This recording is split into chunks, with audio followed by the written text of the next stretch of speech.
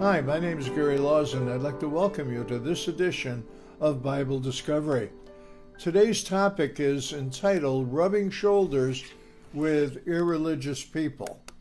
A few years ago, my daughter and I were walking through the streets of London's East End. We were approached by two Christians handing out gospel tracts. In a sense, they were rubbing shoulders with, in many cases, irreligious people. Standing in front of the entrance to the underground, these two street evangelists were eager to engage us in conversation. They wanted to share their personal testimony. I mentioned to them that I was a Salvationist, and somewhat surprised, they commented, "We don't see you good folks out here very much anymore." Well, I'm not sure how much visibility the Salvation Army has on the streets of the East End these days. I know they're there, and they're there in a big way, albeit in less visible ways. I am a member of the Salvation Army, so I was a bit taken back by this observation, especially here, on the very streets the Salvation Army was born. Of course, here in the United States, Salvation Army ministries have changed with the times. Street ministries may not be as practical as they once were. People congregate in malls rather than the old downtown areas that we were once so effective in. Management of today's malls are not very encouraging as it regards our presence for evangelistic purposes.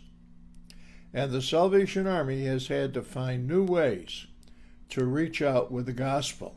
And I believe that it has. Now, these same realities are true for the church community as a whole. The most effective way of sharing the gospel remains the one-on-one personal testimony of God's people.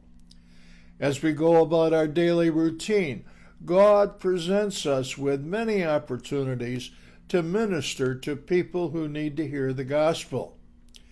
It may be in the workplace, school, or some other situation within which we find ourselves, but rest assured God will bring them to us. We must always be on the lookout and ready to respond in season and out.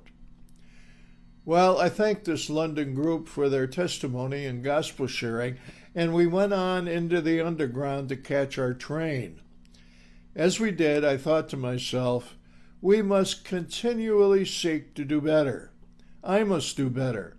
The Christian church must always be on the lookout for new, effective ways to share the love of God while not forgoing the tried and true methods if they're still applicable. It must always be ready to rub shoulders with the irreligious. The Bible says, "Go into the world, go into all the world and spread the gospel." May we do so. Think about it. How can you do better?